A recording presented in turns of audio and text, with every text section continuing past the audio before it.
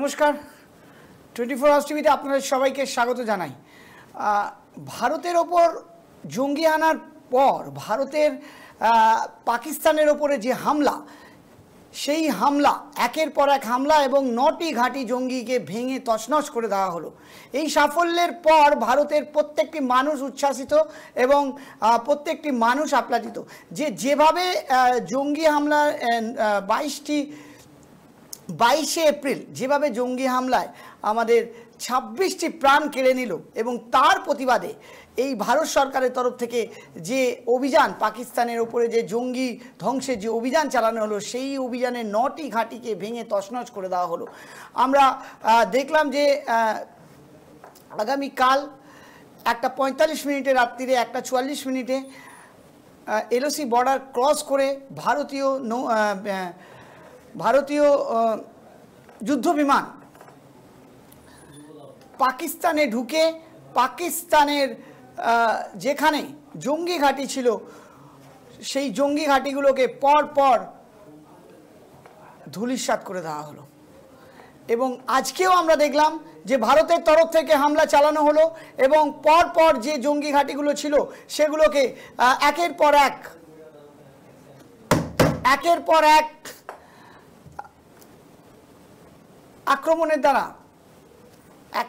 আক্রমণের দ্বারা সেগুলোকে ভেঙে তছনছ করে দেওয়া হলো। আজকে আমরা এই নিয়ে আলোচনা করব। আমাদের সাথে রয়েছেন গৌতম দত্তবাবু, রাজনৈতিক বিশ্লেষক। আমি ওনার কাছে এই বিষয়টা জানতে চাইব যে ভারত যেহেতু সহনশীল দেশ, ভারত সবসময় চেয়েছে যে প্রতিবেশী দেশের সাথে সুসম্পর্ক বজায় রাখতে এবং সবসময় চেয়েছে যে যাতে একটি শান্তির পরিবেশ তৈরি হয়। কিন্তু প্রতিবেশী দেশ যদি সেটা দুর্বল, সেই ভাবনাটাকে যদি দুর্বলতা ভেবে বারবার যদি জঙ্গি আক্রমণের দ্বারা ভারতের বুকের ওপরে যদি রক্তাক্ত করে এবং ভারতবাসীদের যদি রক্তক্ষয় করে, তখন কিন্তু ভারত সরকার আর চুপ করে বসে থাকবে না। সেটা কিন্তু আমাদের দেশের প্রধানমন্ত্রী নরেন্দ্র মোদী জানিয়ে দিয়েছিলেন এবং তারপরই শুরু হয় এই মাস্টার প্ল্যান। এবং সেই মাস্টার প্ল্যানের পর আমরা দেখলাম যে আগামীকাল 1:44 মিনিটে এলওসি বর্ডার ক্রস করে পাকিস্তানের মাটিতে যে জঙ্গি ঘাঁটিগুলো ছিল সেগুলোকে লক্ষ্য করে পর বিমান বাহিনীর দ্বারা সেগুলোকে ধ্বংস করা হলো। 9টি জঙ্গি ঘাঁটিকে ধ্বংস করা হয়েছে, পাকিস্তানের সূত্রে সেটাকে স্বীকার করা হয়েছে এবং আজকেও পর সেই জঙ্গি ঘাঁটির ওপরে কিন্তু আক্রমণ চালানো হলো। আমরা সেটা দেখলাম। কিন্তু ভারত কিন্তু কোনো সময় কোনো রেসিডেন্সিয়াল এরিয়া বা কোনো স্কুল কলেজ বা পাকিস্তানের কোনো জনবসতি এরিয়ার মধ্যে কিন্তু আক্রমণ করেনি। শুধুমাত্র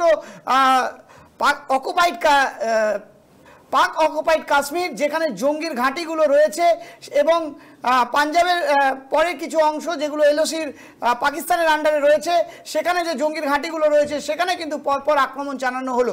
আমি গৌতম দত্তবাবুর কাছে জানতে চাইবো, গৌতমবাবু কি দেখছেন বিষয়টা? তাহলে কি যুদ্ধের একটা আভাস আমরা দেখতে পাচ্ছি? কারণ আজকেও পর কিন্তু সেই ঘাঁটিগুলোকে ধ্বংস করে দেওয়া হলো। কিভাবে দেখছেন বিষয়টা? দেখুন, আমি আপনাদের বলি, এটা প্রত্যাশাই ছিল। কারণ হচ্ছে পেহেলগাঁওতে বৈতরণের যে ঘটনাটা ঘটেছে সেটাকে কেন্দ্র করে গোটা ভারতবর্ষের মানুষের মধ্যে যেভাবে একটা ক্ষোভ দানা বেঁধেছিল এবং সেটার বিরুদ্ধে প্রতিবাদ করতে গেলে অবশ্যই এইরকম একটা প্রত্যাঘাতের প্রয়োজন ছিল। যদিও ভারতবর্ষ সবসময় আঘাতের পক্ষপাতী নয়, ভারত প্রত্যাঘাত করে। ভারতকে কেউ আঘাত করলে, ভারতবর্ষের সার্বভৌমত্বকে নিয়ে কেউ যদি অহেতুকভাবে বিড়ম্বনায় ফেলবার চেষ্টা করে, ভারতবর্ষের মাটিতে যদি জঙ্গি সন্ত্রাসবাদ কায়েম করবার চেষ্টা করে, ভারত তার বিরুদ্ধে দ্ব্যর্থহীন ভাষায় প্রতিরোধ গড়ে তোলে। এটা ছিল তার প্রাথমিক কথা। এবং যে ঘটনাটা ঘটে গেছে তারপরে প্রায় 13 থেকে 14 দিন ঘটে গেছে। স্বভাবতই সাধারণ মানুষের মধ্যে কিন্তু একটা ক্ষোভ তৈরি হচ্ছিল যে কেন এখনো পর্যন্ত প্রত্যাঘাত হয়নি, কেন এখনো এর বিরুদ্ধে তীব্র রোষানল ছড়িয়ে পড়েনি জিহাদিদের বিরুদ্ধে। কারণ ভারতবর্ষে প্রাচীনকাল থেকে জিহাদের বিরুদ্ধে, সন্ত্রাসের বিরুদ্ধে, সন্ত্রাসবাদীর বিরুদ্ধে, সন্ত্রাসকে নির্মূল করা এটা ভারতবর্ষের একটা প্রাথমিক ক্রাইটেরিয়ার মধ্যে আছে। সেটা শুধুমাত্র পাকিস্তান না, সারা পৃথিবীর যেখানেই সন্ত্রাসবাদ থাকবে না কেন ভারত তাকে সাপোর্ট করে না।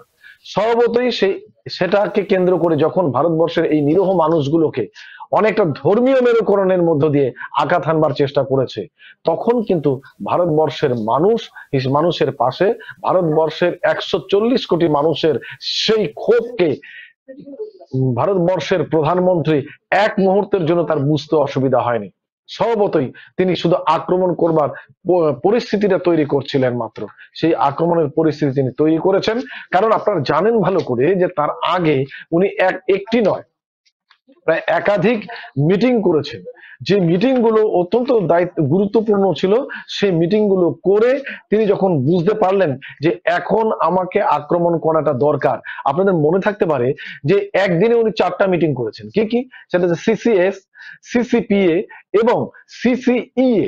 অর্থাৎ তার মধ্যে এই যে বিভিন্ন মিটিং গুলো তিনি করেছেন, তার মধ্যে সিসিইএ যেটা হচ্ছে cabinet committee on economic affairs, অর্থাৎ এই মিটিংটা সমস্ত মন্ত্রীদের নিয়ে তৈরি একটা কমিটি, যেখানে বসে তিনি একটা যুদ্ধকালীন পরিস্থিতি হলে পরে ভারতবর্ষের অর্থনৈতিক অবস্থাটাও কোন জায়গাটায় দাঁড়িয়ে থাকবে, ভারতবর্ষের পরিস্থিতি কোথায় থাকবে, সেটা সম্পর্কেও তিনি অবগত হবার পর তিনি কিন্তু সিদ্ধান্ত নিয়েছেন এবার আমাকে যুদ্ধের জায়গায় যেতে হবে। যুদ্ধ বলতে তিনি যুদ্ধ করেননি, এবং তিনি শুধুমাত্র সন্ত্রাস অর্থাৎ জঙ্গি ঘাঁটিগুলোকে আক্রমণ করেছেন, এবং সফলভাবে ভারতবর্ষের সামরিক বিভাগ সেটাকে সফলতায় পর্যবেসিত হয়েছে। রেসিডেন্সিয়াল এরিয়ায় কিন্তু আক্রমণ হয়নি, কিন্তু বা কোনো স্কুল কলেজ বা পাকিস্তানের কোনো জনবসতি এরিয়ায় কিন্তু কোনো আক্রমণ হয়নি, কিন্তু শুধুমাত্র কাশ্মীর যেখানে জঙ্গিদের অবস্থান ছিল সেগুলোকে চিহ্নিত করে এক এক করে জঙ্গি ঘাঁটিগুলোকে উড়িয়ে দেওয়া হয়েছে।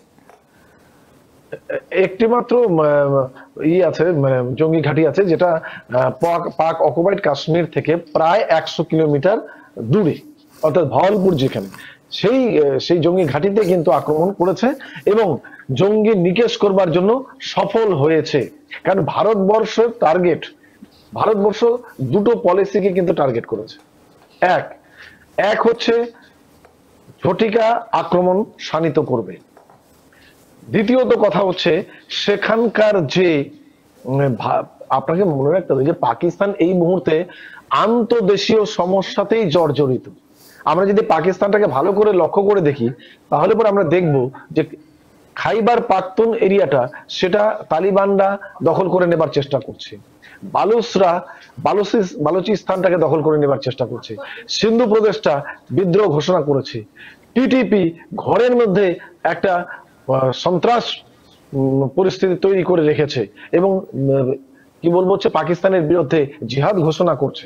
ফলে এইরকম একটা অবস্থাতে নিজের ঘরেই অশান্তিতে জর্জরিত, নিজের ঘরেই যেখানে কি বলেছে পাকিস্তান ভয়ঙ্কর একটা কঠিন চাপের মধ্যে আছে, সেখানে দাঁড়িয়ে ভারতবর্ষের স্ট্র্যাটেজিটাই হচ্ছে একাধারে নিজের অন্তর্দেশীয় সমস্যার মধ্যে তাকে জর্জরিত করা, আর দ্বিতীয়ত হচ্ছে ঝটিকা সফর করে ভারতবর্ষের ইকোনমিক্যাল স্ট্রাকচারের উপরে দাঁড়িয়ে ঝটিকা সফর করে পাকিস্তানকে নাস্তানাবুদ করে দিয়ে যে সন্ত্রাস তারা ভারতবর্ষের মাটিতে ঘটিয়েছিল সেটার বিরুদ্ধে প্রতিশোধ নেওয়া, প্রত্যাঘাত নেওয়া। এবং ভারতবর্ষ কিন্তু সবসময় কখনো আঘাত করে না। আমি এই কথাটা বারবার বলেছি, বিভিন্ন চ্যানেলে বলেছি যে ভারতবর্ষ হচ্ছে প্রত্যাঘাত করে। ভারতবর্ষকে কেউ আঘাত করলে, ভারতবর্ষের সার্বভৌমত্বকে যদি কেউ ছোট করে দেখবার চেষ্টা করে এবং হিংস্র হয় ভারতবর্ষের সার্বভৌমত্বের ক্ষেত্রে, তখন ভারতবর্ষ কিন্তু তার প্রতিরোধ গড়ে তোলে, অতীতেও তুলেছে।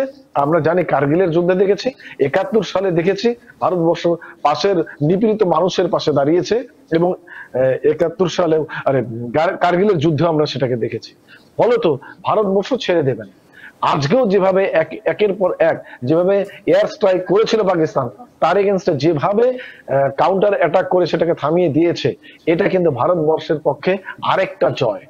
কারণ পাকিস্তান যদি এখনো সমঝে না যায়, তাহলে পরে কিন্তু সেই কথাটাই ভেসে আসবে। আমরা জানি সেই বিখ্যাত একটা ট্যাগ লাইন, গব্বর তুম अगर एक मारोगे तो हम 4 मारेंगे। গব্বরকে বলেছিল তুমি এক মারোগে हम 4 मारेंगे। তুমি আমার 25 জন নিরীহ নাগরিককে মেরেছো, আমি তোমার 250 জন সন্ত্রাসবাদীকে মেরে আমি প্রমাণ করে দেব যে ভারতবর্ষ কোথায় দাঁড়িয়েছে।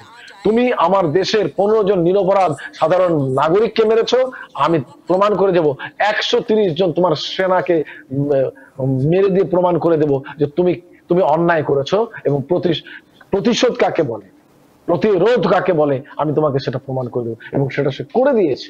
ইতিমধ্যে আপনারা জানেন যে কি বলবো, বাংলা পাকিস্তানের অবস্থা তো করুন, সেখানে সে দেশের রাষ্ট্রনায়করা কেউ কখনো বলছে যে আমি ইংল্যান্ডে পালিয়ে যাব, কেউ কেউ বাংকার খুঁজছে লুকিয়ে থাকবার জন্য, এবং যিনি সামরিক কর্তা তার তো দেখা সাক্ষাৎ নেই, সে কোথায় থাকবে আর কোথায় কিভাবে থাকবে। আর যে আজহার মাসুদ, তার তো কান্নার রোল পড়ে গেছে পাকিস্তানের মাটিতে, তার কান্নার জলে হয়তো পাকিস্তানে বন্যাও বয়ে যেতে পারে, এই হলো তার অবস্থা। সুতরাং পাকিস্তান এখন জরাজীর্ণ এবং একটা ছিন্ন একটা দেশ, একটা একটা কায়েমি স্বার্থের একটি দেশ, হয়তো যে কোনো মুহূর্তে পর করে তাসের ঘরের মতো ভেঙে চুরমার হয়ে পড়ে যাবে এবং একের পর এক রাজ্যগুলো স্বাধীন হয়ে যাবে। সেই সময়টার জন্যই অপেক্ষা করছি আমরা। একদমই। সবচেয়ে বড় কথা যেটা গৌতম বাবু, যে 14 দিনের মাথায় ভারতের যে স্টেপ, অনেকে ভেবেছিল হয়তো ভারত কিছু করতে পারবে না বা বিষয়টা হয়তো ধামাচাপা পড়ে যাবে, কিন্তু ভারত মায়ের বুকে যখন ভারতবাসী রক্ত ঝরেছে, আজকে সেই রক্তের বদলা নেওয়ার জন্য কিন্তু ভারত সরকার যে অপারেশনের নাম দিয়েছে, নামটাও কিন্তু একটা তার সাথে একটা আবেগ জড়িয়ে রয়েছে, অপারেশন সিন্দুর। মানে যেভাবে আজকে জঙ্গিদের আক্রমণে আজকে আমাদের মা বোনদের মাথার সিঁদুর মুছে দেওয়া হলো, সেই সিঁদুরই কিন্তু গিয়ে সেই জঙ্গিদের ঘাঁটিকে কিন্তু তছনছ করে দিল। যেভাবে জঙ্গিরা আমাদেরকে চ্যালেঞ্জ ছুড়ে দিয়ে গেছিল, সেই চ্যালেঞ্জের কিন্তু আজকে যোগ্য জবাব দিল ভারত। এবং ভারত সবসময়, যেটা আমি আগেও বলেছি, যে ভারত সবসময় সহনশীল দেশ এবং সবার সাথে কাঁধে কাঁধ মিলিয়ে চলতে চায়। তাই আমরা দেখেছি 1965-তে পাকিস্তানের কি অবস্থা হয়েছিল, 1971-এ কি অবস্থা হয়েছিল, যেখানে পাকিস্তানের সৈন্য ধরাশায়ী হয়ে গেছিল। ঘুটনে পে বল মে হিন্দিতে বলে যে ঘুটনো পে বল পে আজ ভারতের কাছে তারা ভিক্ষা চেয়েছিল। এবং 1999-তে আমরা দেখেছি কি হয়েছিল, যে সেই সময় বারবার প্রত্যেকটা যুদ্ধে কিন্তু পাকিস্তানের অবস্থান কিন্তু ঘুটনো পে বল মে আ গিয়া থা। লেকিন তাও দেখুন, ভারত কিন্তু সবসময় পাকিস্তানকে একটা প্রতিবেশী দেশ হিসাবে তাকে কিন্তু সবসময় যখন তারা বর্ষদের স্বীকার করেছে তাদেরকে কিন্তু ক্ষমা করেছে। আবার কিন্তু সেই দেশ কিছুদিন পরে আবার মাথা চাড়া দিয়ে ওঠে, আবার আমাদের দেশকে রক্তাক্ত করে। এবার কিন্তু ভারত চুপ থাকেনি এবং ভারত তার যোগ্য জবাব দিয়েছে একের পর এক এয়ার স্ট্রাইকের মাধ্যমে। পাকিস্তানের বুকের ওপরে যে অকুপাইড জম্মু কাশ্মীরের যে অকুপাইড পাকিস্তানের আন্ডারে যে রয়েছে, সেখানে যে ঘাঁটিগুলো রয়েছে সেগুলো পর এয়ার স্ট্রাইকের মাধ্যমে সেগুলো ধ্বংস করেছে এবং একটা বড় সাফল্য আমরা দেখছি। এবং আগামী দিনে যদি যুদ্ধের দিকে যায়ও, আমার একটা অটল বিহারী বাজপেয়ীর একটা কথা মনে আছে, 1999 সালে তিনি একটি আর্টিকেল আমি পড়েছিলাম, যেখানে তাকে আমেরিকা থেকে জানানো হয়েছিল যে যদি ভারত যদি পাকিস্তানের সাথে যুদ্ধ বন্ধ না করে, তাহলে কিন্তু ভারতের ওপর পরমাণু অ্যাটাক হতে পারে পাকিস্তানের তরফ থেকে। তখন অটল বিহারী বাজপেয়ী জবাব দিয়েছিল যে যদি আমি ধরে নিলাম যে ভারতবর্ষের 50% মানুষ যদি এই যুদ্ধে যদি মারাও যায়, তাহলেও কিন্তু পাকিস্তানকে 4 দিনের মধ্যে তার ম্যাপ থেকে মুছে ফেলতে ভারতের সময় লাগবে মাত্র 4 দিন। সো সেই জায়গায় দাঁড়িয়ে থেকে আমি মনে করি যে ভারতের যে ক্ষমতা, আজকে ভারতের যে অস্তিত্ব, সেটা কিন্তু পাকিস্তান বারবার চ্যালেঞ্জ করেছে এবং বারবার মুখ থুবড়ে পড়েছে। এবারেও সেই সময় আবার ঘুরে এসেছে যে পাকিস্তানকে যোগ্য জবাব দেওয়া উচিত এবং সেই জবাব তারা পাচ্ছে। যদি বাড়াবাড়ি করে তাহলে যে পরমাণু যে ধমকি দেখাচ্ছে যে আমরা এখন পরমাণু সম্পন্ন দেশ, পরমাণু অ্যাটাকের মাধ্যমে আমরা ভারতবর্ষকে শেষ করে দিতে পারবো, তো আমরা বলে দিতে চাই যে তাদের সবচেয়ে বৃহত্তম যে পরমাণু শক্তি রয়েছে আমাদের সবচেয়ে ক্ষুদ্রতম যে পরমাণু শক্তি রয়েছে তার সমান। অতএব ভারত যদি পরমাণুর কথা বলে, পাকিস্তান, যেটা আমি একটু আগেই বললাম যে পাকিস্তানকে মানচিত্র থেকে মুছে দিতে 4 দিন সময় লাগবে। সো অতএব পাকিস্তানকে এখনও বুঝে যাওয়া দরকার। আমার মনে হয় যে এখনও তাদের যে পরিস্থিতি, দেশে যে হাহাকার মেচে গেছে এই মুহূর্তে, এবং বিভিন্ন জায়গা থেকে যে খবরগুলো উঠে আসছে আমরা দেখছি, এখন মোবাইলের যুগ, সমস্ত খবর কিন্তু মোবাইলের মাধ্যমে ভেসে আমাদের কাছে চলে আসছে, লুকিয়ে থাকার কোনো প্রশ্ন নেই। আমরা দেখেছি যে কিভাবে পাক সৈন্যরা কিভাবে তারা যুদ্ধের আগেই রিজাইন দেওয়া শুরু করেছিল, কিভাবে এই মুহূর্তে দেশের যে অবস্থা, অর্থনৈতিক অবস্থা ভেঙে চুরমার হয়ে গেছে। তারা এই মুহূর্তে দাঁড়িয়ে এখন ভারতের দিকে চোখ রাঙাচ্ছে। ভারত জল বন্ধ করে দিয়েছে, তাতেই তাদের সবকিছু, তাদের ঘুম উড়ে গেছে। এখন এই অ্যাটাকের পর, ভারতের এই অ্যাটাকের পর তারা ভাবছে যে আমরা আদৌ থাকতে পারবো কিনা এই এই এই দেশে। কারণ অনেকেই যাদের ক্ষমতা রয়েছে তারা কিন্তু পাকিস্তান ছেড়ে লন্ডনে পালিয়ে যাচ্ছে, যেটা বললেন গৌতম বাবু। এখন যে সেই ভিডিও কিন্তু ভাইরাল হয়েছে সোশ্যাল মিডিয়ার মাধ্যমে, আমরা দেখেছি যে তারা কিন্তু পাকিস্তান ছেড়ে দিচ্ছে, যে যদি ভারত অ্যাটাক করে তারা জানে যে কী পরিস্থিতি হবে। যেমনটা অটল বিহারী বাজপেয়ী বলেছিলেন, আমি সেই আর্টিকেলে পড়েছিলাম যে যদিও আমরা ধরে নিই যে আমার ভারতের 50% মানুষ মারা যাবে, কিন্তু তারপরেও যদি ভারত যদি চায়, পাকিস্তানকে কিন্তু 4 দিনের মধ্যে তার মানচিত্র থেকে মুছে ফেলে দিতে পারে। সো এই মুহূর্তে আমাদের অস্তিত্বের ওপরে আমাদের আঁচ এসছে। সো পাকিস্তানকে দেখিয়ে দেওয়া উচিত ওদের অকাত কি, ওদের যে কি ওদের এই মুহূর্তে পজিশন আছে। ভারত বারবার সেটা তাদের সুযোগ দিয়েছে, কিন্তু সুযোগ যদি তারা অবহেলা করে তাদেরকে তার পরিণাম ভুগতে হবে। কি বলবেন গৌতম বাবু? দেখুন, আমি একটা কথা বলি, আরেকটা কথা বলি, সেটা হচ্ছে আপনি বললেন না যে আজকে 13 দিন 14 দিন হলো আমাদের ওয়েট করতে হয়েছে। তার কতগুলো কারণ আছে। তার কারণ হচ্ছে আপনারা জানেন যে ঠিক যেদিন ভারত আক্রমণটা করেছে, জঙ্গি ঘাঁটিগুলো মানে আক্রমণ করেছে, তার আগে সেই পিওকে ওই এলাকা থেকে প্রায় 1000-এর কাছাকাছি মাদ্রাসা বন্ধ করে দিয়েছে, এবং সেই সমস্ত মাদ্রাসার ছোট ছোট বাচ্চাদেরকে মানব ঢাল হিসেবে ব্যবহার করেছে। ফলত ইউএন কনভেনশন, যেটা child protection rights in critical zone, যে ইটা আছে, বক্তব্যটা আছে, যেখানে পরিষ্কার বলা আছে যে শিশুদেরকে ব্যবহার করা যাবে না। ফলত যদি সেইটা বারবার করে পাকিস্তান তখন বলবার চেষ্টা করবে, এই দেখো আমাদের নিরহ ছোট ছোট বাচ্চা শিশুদেরকে কিভাবে, নিরপরাধ শিশুদেরকে কিভাবে মেরেছে। ফলে ভারতকে সেটাও চিন্তা করছে, কারণ মানবতাবাদী ভারতকে সেই বিষয়টা ভাবতে হয়েছে। এবং পাকিস্তানের এখন যে বর্তমান অবস্থা, আপনার একদম, আমি যখন টিভি চ্যানেলে আপনার সঙ্গে কথা বলছি তার 1 ঘন্টা আগের কথা বলছি, 8 ঘন্টা আগের কথা বলছি। এখন বাংলাদেশ দুটো ভাবে হচ্ছে, মানে কি বলবো, প্রচন্ড ভাবে চাপের মধ্যে আছে। একটা হচ্ছে পাকিস্তানের একদিক দিয়ে হচ্ছে বন্যা হচ্ছে, আরেক দিক দিয়ে খরা হচ্ছে। খরা, একটি নদীতে জল নেই, আবার চেনাব নদীতে জল ছেড়ে দিয়ে সেখানকার দুকুল ভাসিয়ে দিচ্ছে, অর্থাৎ সেখানকার লোকজন বন্যা কবলিত মানুষের পরিণত হয়ে গেছে। আরেক দিক দিয়ে কি হয়েছে, আরেক দিক দিয়ে খরা, সেখানে জল নেই, অর্থাৎ শুখা মরশুমে সেখানে চাষবাস হবে না। অর্থাৎ আগামী দিনে পাকিস্তানের মানুষ কি খাবে সেটা নিয়ে যথেষ্ট সমস্যা আছে। এমনি সেখানকার জিডিপির অবস্থা খুব খারাপ। মোরোভার তারা যুদ্ধ করছে, যুদ্ধ করতে গেলে অর্থের প্রয়োজন হয়। এবং আরেকটা কথা আমি সেই সঙ্গে আপনাদের জানাই, যে এটা আপনি দায়িত্ব সহকারে জানবেন, যে ভারত কিন্তু ইতিমধ্যে যে কাজটা করেছে, অর্থাৎ সেটা হচ্ছে যে ওই পাকিস্তানকে আবার এফটিএফ এর যে গ্রে লিস্টে ফিরিয়ে আনার চেষ্টা করছে। এফটিএফ এর গ্রে লিস্টে ফিরিয়ে আনার চেষ্টা মানে হচ্ছে আন্তর্জাতিক এই সন্ত্রাসে অর্থায়ন বা অর্থ দেবার ক্ষেত্রে নজরদারি করে। অর্থাৎ পাকিস্তান যে সন্ত্রাসের পিছনে অর্থ ব্যয় করে সেটা কিন্তু লক্ষ্য করে কিন্তু এই যে এফটিএফ এর এই গোষ্ঠী। সর্বদা তারা যাতে আইএমএফ এর কাছে টাকা না পায়, আগামী দিনে ভারত তার তদবিরও করছে এবং সমস্ত রকম বাণিজ্য বন্ধ করছে। যে লাস্ট ইয়ারে বাণিজ্য করেছিল প্রায় 10,000 কোটি টাকার কাছাকাছি, সেটা বন্ধ করে দিয়েছে। এবং যে সমস্ত জিনিসপত্র ভারতবর্ষ থেকে তাদের আমদানি করতে হতো সেগুলো বন্ধ করে দেওয়াতে তাদের প্রচুর টাকা খরচ করে অনেক ঘোড়া পথে সেই সমস্ত জিনিসপত্রগুলো আমদানি করতে হবে।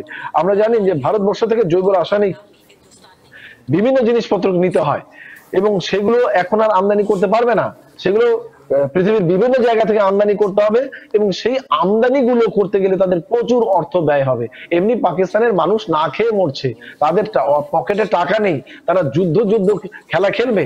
পাকিস্তানের ইমামরা প্রকাশ্য সমাবেশে বলছেন যে আমাদের এখানকার সংখ্যালঘুদের চেয়ে আমাদের এখানকার মুসলিম সম্প্রদায়ের মানুষদের মানে কি বল সম্মানের চেয়ে অনেক ভারতবর্ষের মাটিতে এখানকার মুসলিম সম্প্রদায়ের মানুষরা অনেক বেশি শান্তিতে, অনেক বেশি সুরক্ষিত, সেটা সেখানকার ইমামরা বলছে। এবং লজ্জার ব্যাপার যে পাকিস্তানের পুলিশরা পর্যন্ত আর্মিকে তুচ্ছ তাচ্ছিল্য করছে। এর চেয়ে করুণ অবস্থা কি হতে পারে একটা দেশের পক্ষে? একটি দেশের যদি এই করুণ অবস্থা হয়, এরকম একটা ছন্নছাড়া অবস্থা হয়, সেই দেশের জঙ্গি বা জঙ্গির মহানায়করা যদি ঝরঝর করে কাঁদতে বলে যে আমি কেন বেঁচে আছি, আমাকেও মেরে ফেললে ভালো হতো, আমি মরে গেলেও ভালো হতো, তাহলে বুঝতে হবে সে দেশের মেরুদণ্ডটা কোথায় গিয়ে দাঁড়িয়ে আছে।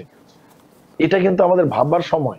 এবং ফলত এই মুহূর্তে ভারত অনেক বেশি চার্জড এবং ভারত এই মুহূর্তে অনেক বেশি ঐক্যবদ্ধ। আমরা বিশ্বাস করি যে ভারতবর্ষ কিন্তু 140 কোটি মানুষ, ভারতবর্ষের 140 কোটি মানুষের সঙ্গে পাকিস্তানের লড়াই হচ্ছে।